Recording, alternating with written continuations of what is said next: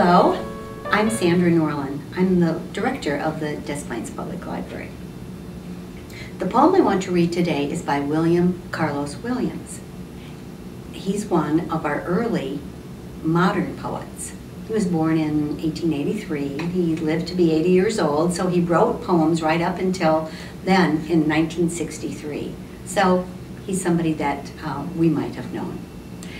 William Carlos Williams liked to write, and in fact he was one of the first practitioners of writing poems in real language.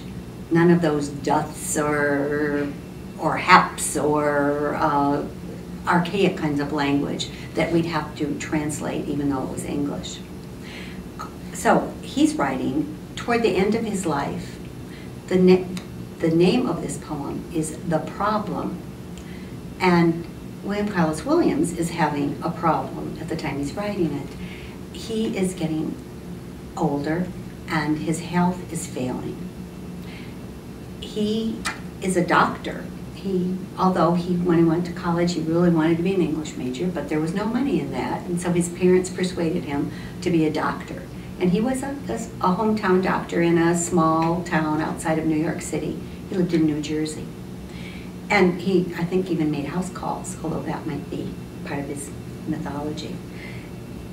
The problem he was struggling with was that his heart was failing, and he knew as a doctor that he wasn't going to live very much longer.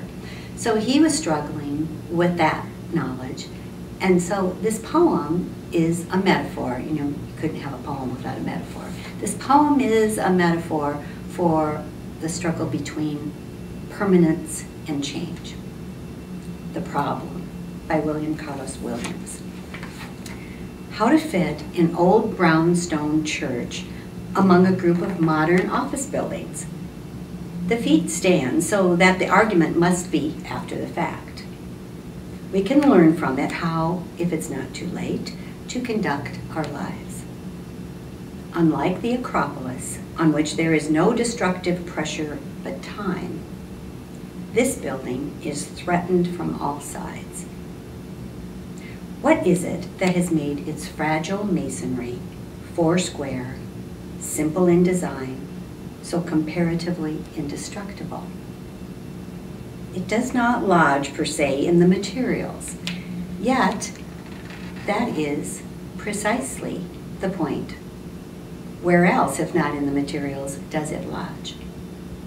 Strong forces, not necessarily of evil, are involved.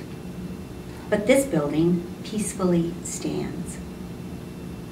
Witness merely how in the morning light it preserves itself, how confident and without strain it faces the world, as if, and indeed it is so, should it be tumbled down, nothing could replace it.